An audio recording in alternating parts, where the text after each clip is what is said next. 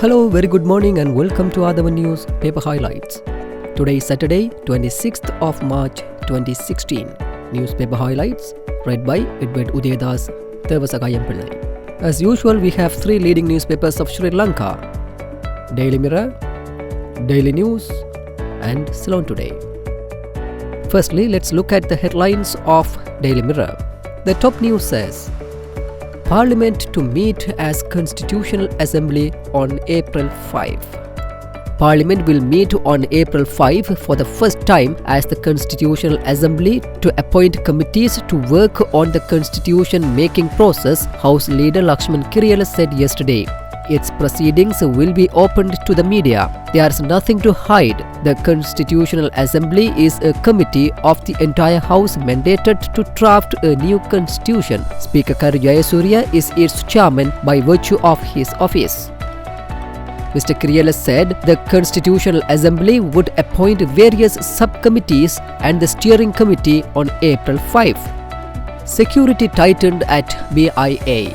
The Sri Lanka Air Force has intensified security checks at all arrival and departure terminals at the Bandaranaike International Airport in Katunayaka in the aftermath of the bomb explosions that rocked Brussels on Tuesday. SLAF spokesman Chandima Alvis said there would be additional patrolling within the terminal buildings. He said joint 24-hour security operations would be carried out by the SLAF and airport and aviation authorities. Several other countries too have tightened security at their airports to prevent any terror attacks. Welcome rains in 2 days, says Met Department. Rains can be expected in 2 days from March 28 ending the dry climate condition prevailing in many parts of the country, the Meteorology Department said. Meteorologist Nimal Bandara said, however, the prevailing intense heat would continue for another month despite the expected rainfall.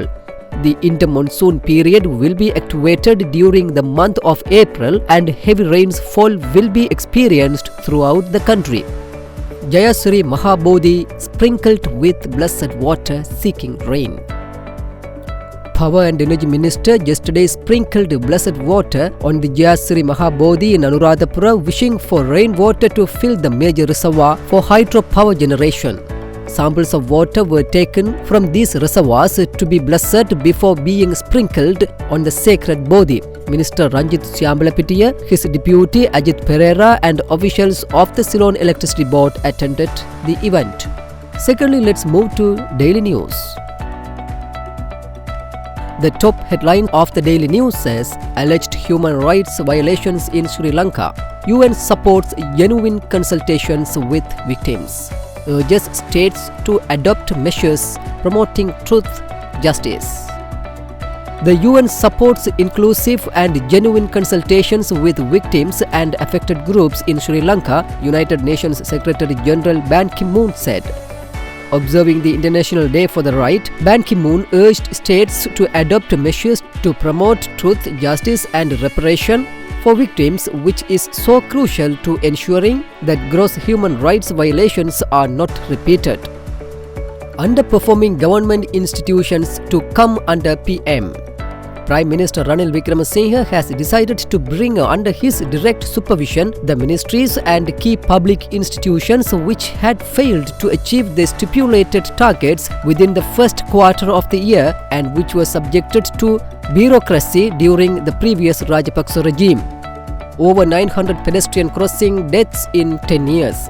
Nearly 930 people have been run over by vehicles at pedestrian crossings across the country during the last 10 years. National Council for Road Safety Chairman Dr. Sisira Kodagoda said at least one person dies every 5 days at a pedestrian crossing. Therefore, a pedestrian crossing has become a very dangerous place today, he said.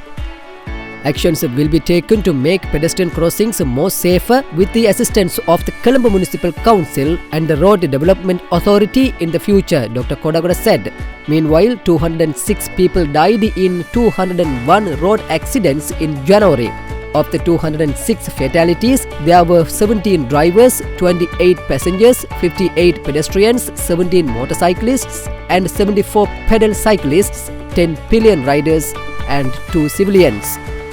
The main headline of the Ceylon today says, SLFP LG heads snap CC summons, won't attend disciplinary hearings, courting expulsion from party. Several former chairmen of SLFP LG bodies who have been summoned by the party's Central Committee to explain their rejection of a CC decision on 29 March say that they will not present themselves before the committee for disciplinary action. The sources said that if any of the other former PS members fail to present themselves before the CC, it will be deemed as a further breach of party discipline, leaving them vulnerable to expulsion from the party.